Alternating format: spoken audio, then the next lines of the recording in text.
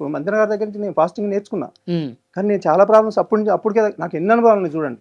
Total మంత్రి గారి దగ్గర నేను ముందు నుంచి ఉన్నట్టయితే కనుక నాకు కొన్ని విషయాలు తెలిసేవి కాదేమో. ఉమ్, నేను ఇంకో యాంగిల్లో కూడా చూశాను నేను. ఇంకో యాంగిల్లో కూడా ఎలా తగ్గొచ్చు. ఇన్ని యాంగిల్స్ వచ్చినాయి నాకు. ఆయన దగ్గర నుంచి ఖచ్చితంగా నేను ఇది లంకనం అనేది మాత్రం ఫాస్టింగ్ అనేది మాత్రం ఆయనే చెప్పాడు నాకు. ప్రతిరోజు మార్నింగ్ 5 o'clock కాల్ చేసేవాడు ఆయన. కాల్ చేసి ఎలా ఉంది, ఏం జరుగుతుంది, ఇవన్నీ అడిగేవాడు ఆయన.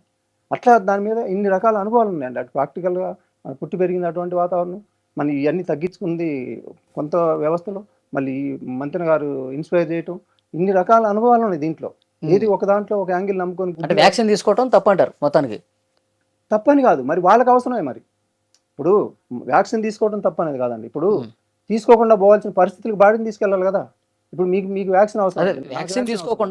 తీసుకోకుండా నేను చెప్పే పద్ధతులు పాటించండి, అప్పుడు మీకు వ్యాక్సిన్ తీసుకోవాల్సిన అవసరం రాదు అని చెప్పి మీరు చెప్తా ఉన్నారు. ముందు నుంచి మన బాడీని ఇలా ప్రిపేర్ చేయాలి. ఉమ్, ఇలా వచ్చిందంటే వస్తే కూడా ఏం చేయాలి, రాకుండా ఏం చేయాలి, ఉమ్, ఇవన్నీ ఉంటాయి. ఉమ్. అటు వస్తే వ్యాక్సిన్ తీసుకోవడం కదండి, రాకుండా చేసేదిగా ముందు ఇక్కడ.